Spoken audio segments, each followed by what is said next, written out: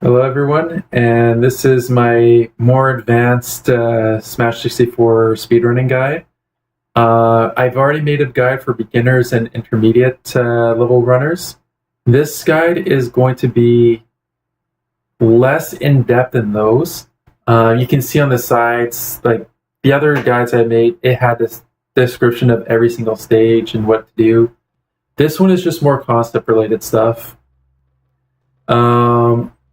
This guide is more for the runners that they've got good times, like they are doing really well, and they want to know what's the things they can do to save that extra second or two.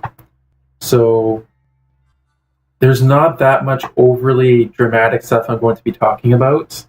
It's just stuff that's going to save maybe a couple of seconds in a run. So that said, most of this I don't even need to go into the stage to do. Some of it I will, but I will discuss what most of these are. So optimal movement, what I mean by that is I can actually go to just target tests or bonus. Actually, I'll go with Donkey Kong in this, for example. So by optimal movement, I mean like just do everything as optimized as you can. I failed that already. So pretty much just do everything as perfect as you can. And the more optimized your movement is, the faster your time is going to be. And pretty much just that. And it's the same thing for every stage, pretty much. Not necessarily just for the platforms or break the targets. Like if you're comboing a character, making sure you're getting all the optimal running as fast as you can and running at the right times and stuff like that. Other than that, there isn't really much else to say about this. Multiple strategies. What I mean by that is what I see a lot of runners do is I'll actually go into this, and as Pikachu I will complete this as fast as I can. So as Pikachu, what I'm going to be doing is changing to Yoshi because I'm actually on emulator, and if you've been seeing my other guides, you already know what I mean by that. I'm just going to quickly complete this stage because it's not really part of what I'm talking about. So having multiple strategies, what I mean by that is, what's a good example? Actually, Yoshi is a perfect example.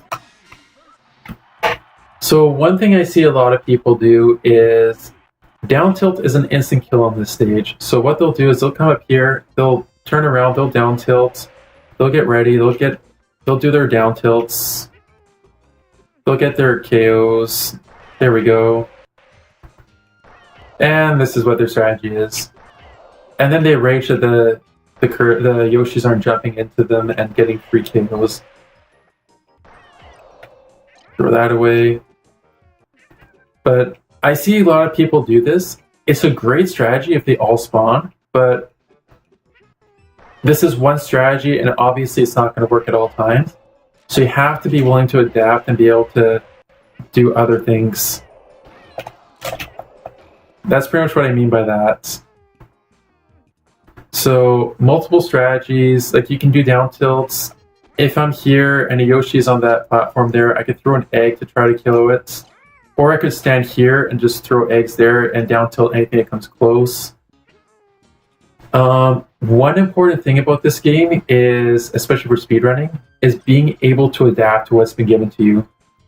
You're not often going to get optimal stuff happen.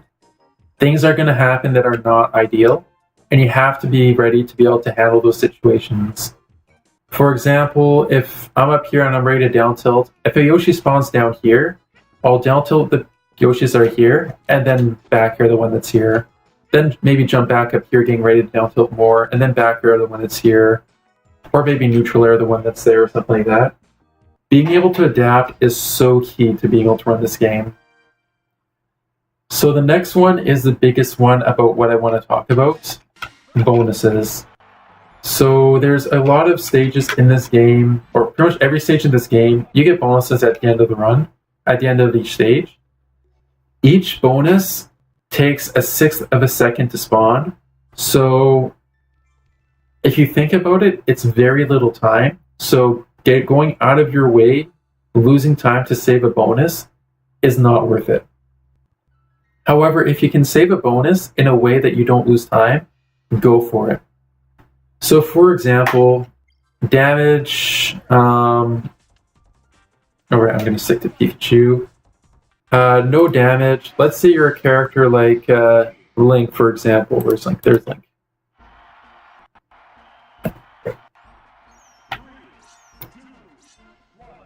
So you're doing stuff, you're attacking, you're doing more optimized stuff. And what I did at the very end there is I dealt damage to myself. I pulled out a bomb and I threw it on myself. What that did is that made me lose no damage, it made me lose full power, and it made me lose no items. Because as soon as I threw my bomb, I used an item. It counts as using an item. So by doing that, by just throwing a bomb, I dodged 3 bonuses. You can do that with Link on a lot of stages, which means he is great for dodging a lot of bonuses. But other characters that can't do that easily, there's other ways you can basically get bonuses. For example, if an R-Wing shows up, get in its way so that you get hit by an R-Wing, and that way you take damage.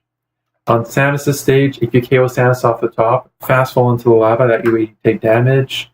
If you're on Pikachu's stage and you KO Pikachu and he's falling off the side of the stage and he's slowly dying, run into the Pokemon house and hope that you get hit by something.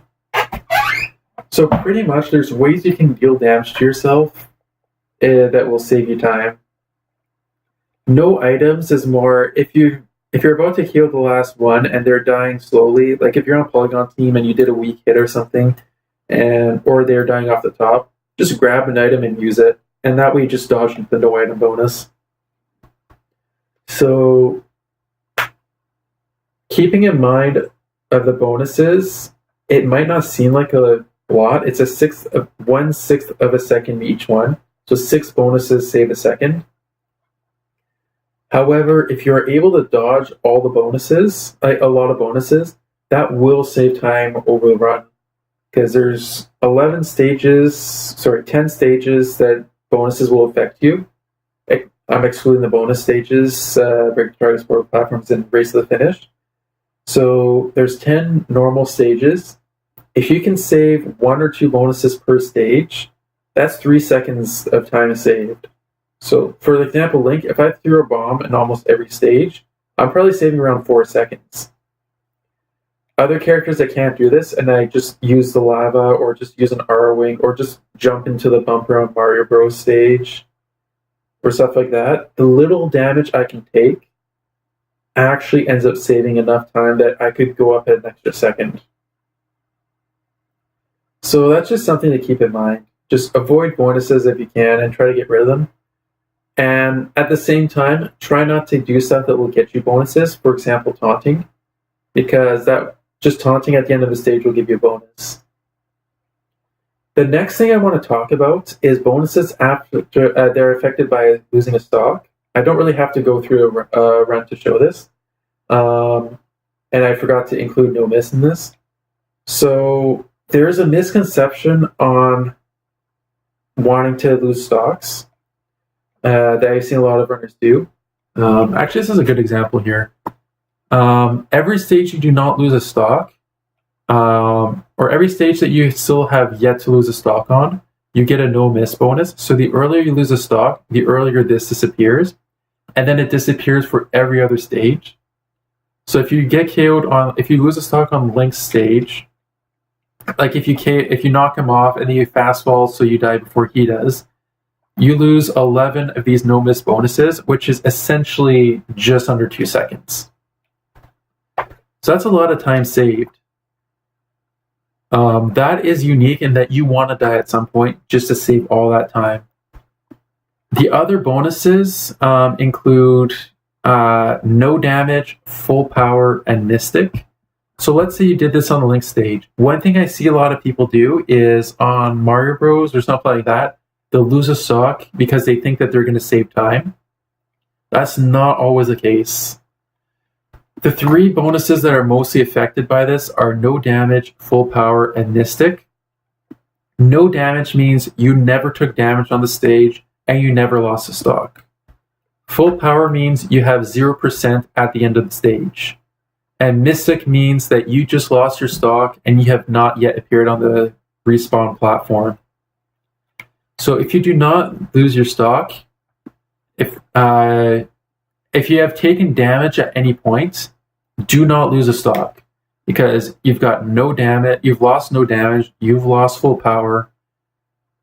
You're basically in the best case scenario if you've already taken damage and you do not lose a stock, because you don't get any of these bonuses. You're good to go. If you do lose a stock, immediately you get full power because you're at 0%. Even if it's a couple of frames before, you get full power.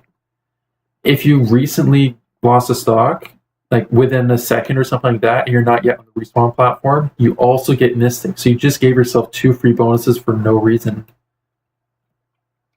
If you're at no damage, then the story becomes different. Because if you've never taken damage, you've got the no damage bonus and you've got the full power bonus. By losing a stock, you lose a no damage bonus and you might get the Mystic bonus. If you can lose a stock early enough that you get to the respawn platform, the Mystic bonus goes away, and then you still have full power, but you just lost a no damage bonus. So if you have not taken damage, then losing a stock doesn't hurt you and might actually save you a bonus. So that's kind of where the misconception is coming into play. And I'm seeing people lose stocks, like throwaway stocks, thinking that's a good idea, when really they're just adding more bonuses, especially if they've taken damage. As soon as you've taken damage, if you have not lost a stock yet in the run, absolutely lose that stock, because you want to get rid of the no miss bonuses. That's a ton of bonuses you want to get rid of. But if you've already gotten rid of that bonus, if you've taken damage at any point, do not lose your stock. If you have not taken damage and you can die significantly before your opponent can die, then go for it, because you're going to get rid of the bonus. Keep in mind your stock count though, because if you do end up doing that and you lose a stock, you are going to end up being at less stocks and at threat of being at a game over. This is more for normal and just harder difficulties in general, or if you're doing a lot of suicide strats with a regular DK or something. Because the more stocks you lose, the less stocks you have for SDs or for just trying to complete the run. That's more or less all I want to talk about for that. The last thing I want to talk about is multi-man stages. Save, and I will swap over to DK.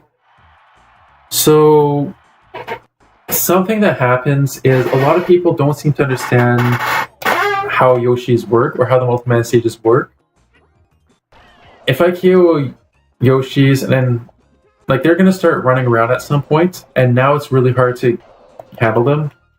I can kill some of them at a time, but they're all spread out everywhere and it's kind of hard to deal with everything. So the better thing to do is try to KO them as they spawn,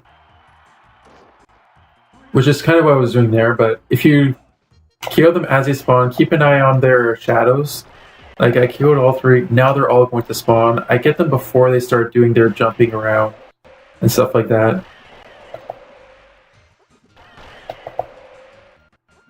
And it just goes by so much easier. And this applies to pretty much every character. So, for example, Captain Falcon.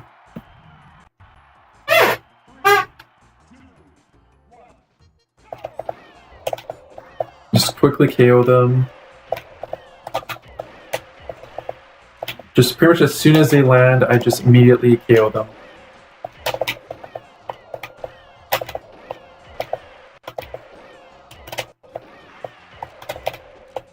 And that pretty much makes it so that I've got no worries about where they could jump to. As soon as Yoshi start jumping around, you've got a problem. But as long as you can just get them as soon as they spawn, then you're going to just run through this easily and you're not going to have a problem. That's basically, I'm not going to go through each character and stuff like that. It's just kind of more of a concept related thing. And Falcon was actually a good character to show that with. So that's pretty much all I really wanted to talk about for the more advanced stuff. It's nothing overly dramatic, but just small things that you've probably thought of but never really applied, where in the end it's actually kind of important. Like I was talking with some people about the KO1 spawn, and they said they realized it was a thing, but never really considered applying it. So it's stuff that if someone tells you and like makes you realize it, then you actually start to realize it's a thing, and then you start to do it well. So I just want to include in the advanced tutorial. Anyways, I think that's pretty much everything I want to talk about. This is much shorter than my other two, so that's a plus, I guess. I can't think of anything else, and if there is anything else I want to do, I want to talk about, I might do it in a different guide. I may or may not do a character-by-character guide.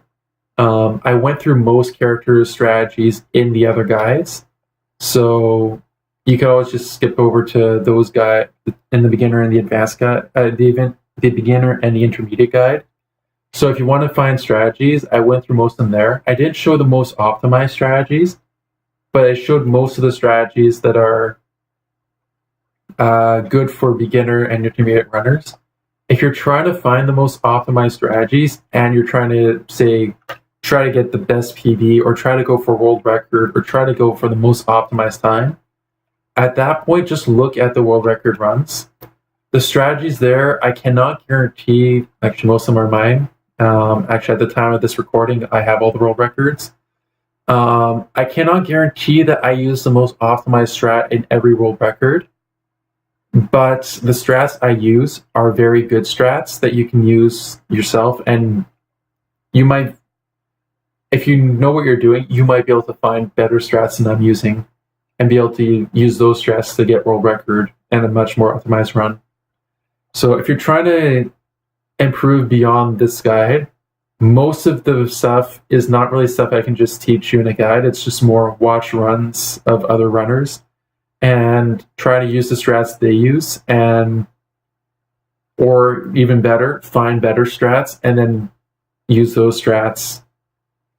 There's so many strats that have yet to be discovered, and so many strats are being discovered by runners who just randomly come into the game and use a strat that no one ever thought of. So there's always new strats to be found. So that's pretty much all I'm going to say about this. So thank you for watching the advanced guide, and thank you if you watch all three guides, and good luck on your runs, and hopefully you get the best run you can. Thanks for watching.